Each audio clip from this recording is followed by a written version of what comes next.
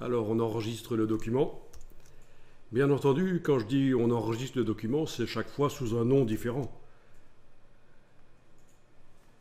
Sinon ça n'a pas de sens. Le but est quand même de pouvoir récupérer la version précédente au cas où ça foire. Et on va aller chercher du texte dans Wikipédia. Alors est-ce que vous avez Word qui est installé sur l'ordinateur? Parce que WordPad, ça ne va pas marcher. Il faut un traitement de texte comme Word. Bon, ben, puisque vous n'avez pas Word, on peut essayer que InDesign remplace Word pour ce qui va se faire ici. On va tester, on va voir. Alors on va aller dans Wikipédia. Alors mon but ici est de récupérer, par rapport à ce qu'on a fait hier, récupérer le texte avec les liens.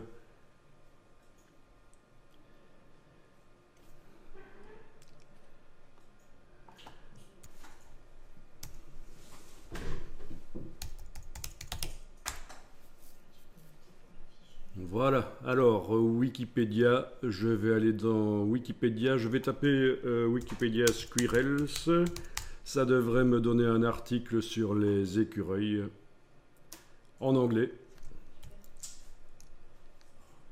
Dans Wikipédia, je vais sélectionner quelques paragraphes, bon, en fait tous les paragraphes parce que l'article est petit. Si des images se sélectionnent avec, ce n'est pas grave.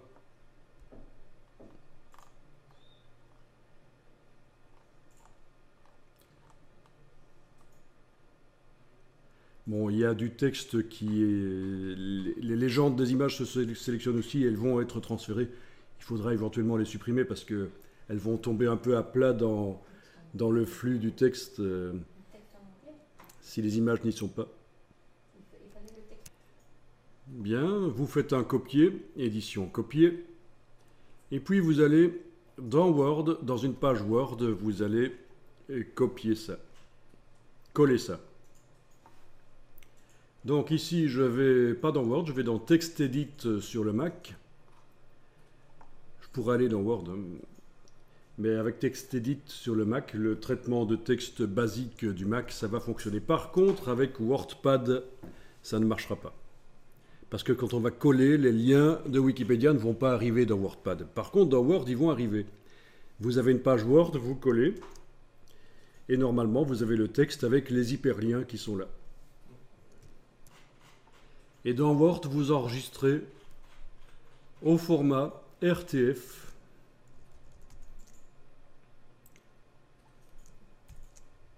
Donc vous enregistrez dans le dossier d'aujourd'hui. Enfin, le dossier qu'on utilise depuis hier matin.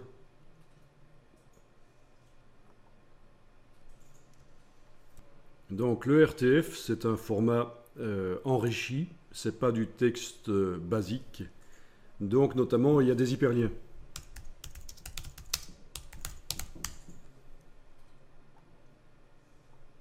C'est ça le RTF. Format de texte enrichi. On peut fermer Word.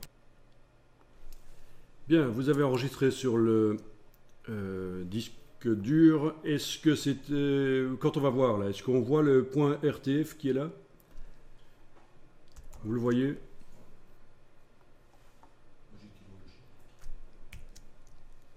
Il est là. C'est un RTF chez vous ou un RTFD? RTF, c'est parfait. Chez moi, c'est un RTFD.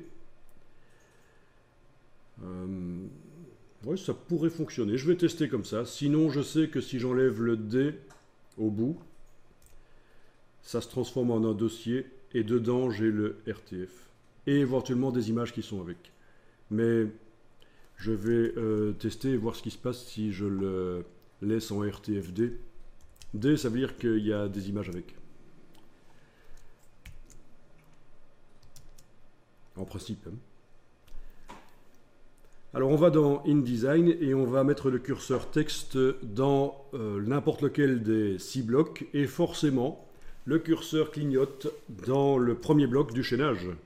Là aussi c'est un piège. Vous avez des blocs dans InDesign sur la page 39 et quand vous cliquez avec l'outil texte, rien ne se passe. parce qu'en fait, ça clignote dans le premier bloc de la page d'avant, le début du flux de texte. Alors on va importer le texte, fichier importé. On va chercher le texte. Ah ben voilà.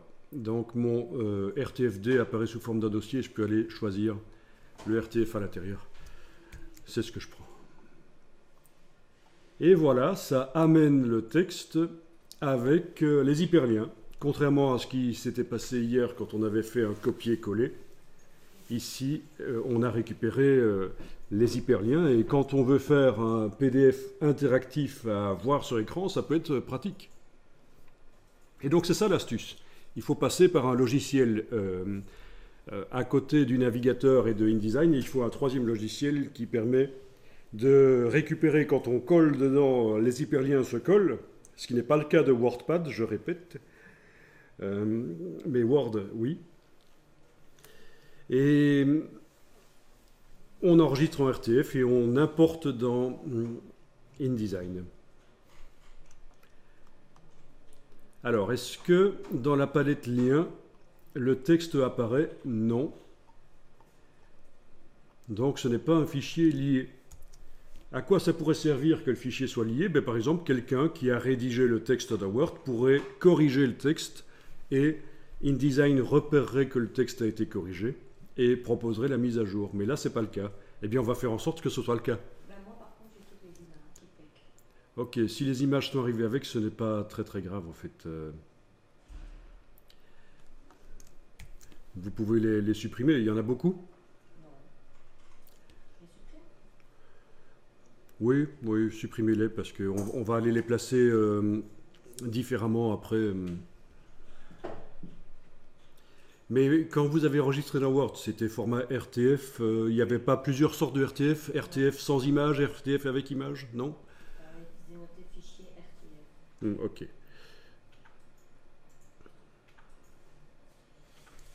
Et ça vous a fait un RTF, pas un RTFD? Non. Ok. Bon, ça, c'est les différences entre Mac et PC.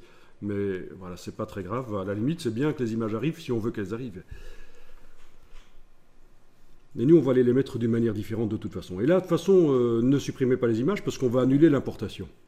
Ben oui, puisque j'étais en train de dire qu'on va faire en sorte que quand on importe le texte, il soit lié, que la personne qui modifie le fichier original Word, eh bien, InDesign le repère que ça a été modifié et propose de faire la mise à jour. Eh bien, je fais ça, j'annule l'importation, édition, annuler, remplacer. Et je vais aller régler InDesign pour qu'il importe le texte en tant que fichier lié. Et pour ça, vous allez dans le menu Édition, Préférences, Gestion des fichiers. Édition, Préférences, Gestion des fichiers.